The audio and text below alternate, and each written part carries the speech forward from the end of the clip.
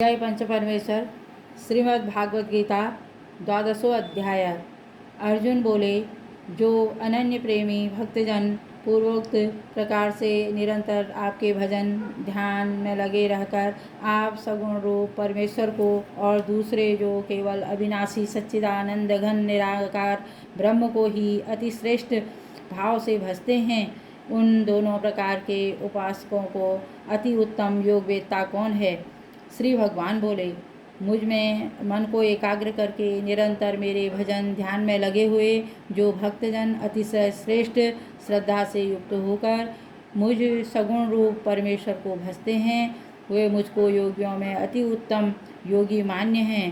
परंतु जो पुरुष इंद्रियों के समुदाय को भली प्रकार से वश में करके मन बुद्धि से परे सर्वव्यापी अकथनीय स्वरूप और सदा एक रस रहने वाले नित्य अचल निराकार अविनाशी सच्चिदानंद घन ब्रह्म को निरंतर एक ही भाव से ध्यान में रखते हुए भजते हैं, वे संपूर्ण भूतों के हित में रत और सब में समान भाव वाले योगी मुझको ही प्राप्त होते हैं। उन सच्चिदानंद घन निराकार ब्रह्म में आसक्त चित्त वाले पुरुषों के साधन में परिश्रम विशेष है, क्योंकि देहाभिमानियों के द्वारा अव्यक्त विषयक गति दुखपूर्वक प्राप्त की जाती है।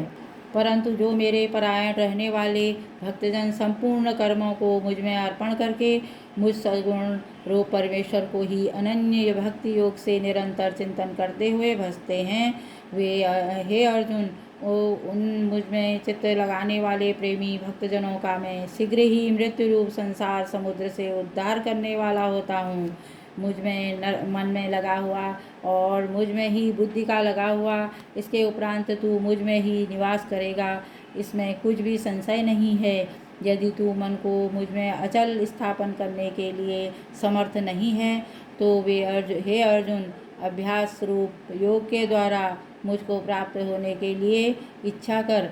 यदि तू उपयुक्त अभ्यास में भी असमर्थ है तो केवल मेरे लिए कर्म करने के ही परायण हो जा। इस प्रकार मेरे निमित्त कर्मों को करता हुआ भी मेरी प्राप्ति रूप सिद्धि को ही प्राप्त होगा। यदि मेरी प्राप्ति रूप योग के आश्रित होकर उपयुक्त साधन को करने में भी तू असमर्थ है तो मन बुद्धि आदि पर विजय प्राप्त करने वाला होकर सब कर्मों के फल का त्याग कर। मर्म को न जानकर किए हुए अभ्यास से ज्ञान श्रेष्ठ है, ज्ञान से मुझ परमेश्वर के स्वरूप को ध्यान श्रेष्ठ है, और ध्यान से भी सब कर्मों के फल का त्याग श्रेष्ठ है, क्योंकि त्याग से तत्काल ही परम शांति होती है।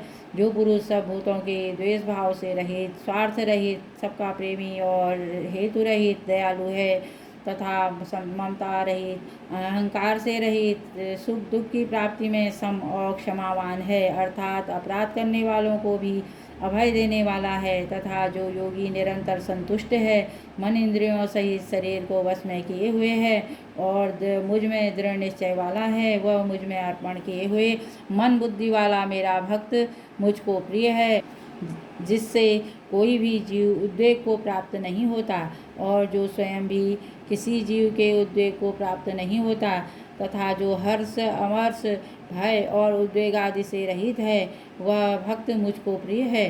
जो पुरुष आकांक्षा से रहित, बाहर भीतर से शुद्ध, चतुर, पक्षपात से रहित और दुखों से छूटा हुआ है, वह सब आरंभों का त्यागी मेरा भक्त मुझको प्रिय है। जो न कभी हर्षित होता है, न द्वेष करता है, न शोक करता है, न कामना करता है, तथा जो शुभ और अशुभ संपूर्ण कर्मों का त्यागी है, वह भक्ति युक्त पुरुष मुझको प्रिय है।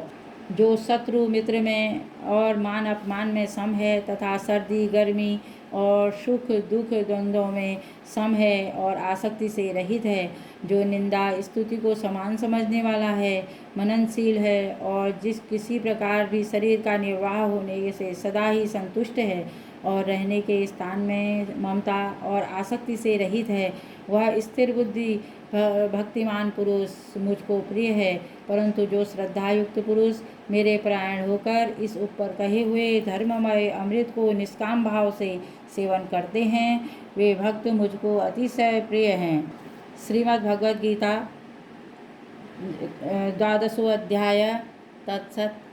मेरे द्वारा पढ़ी हुई श्रीमद् भगवद गीता आपको सुनने में अच्छी लगी तो लाइक कीजिए, शेयर कीजिए, सब्सक्राइब कीजिए।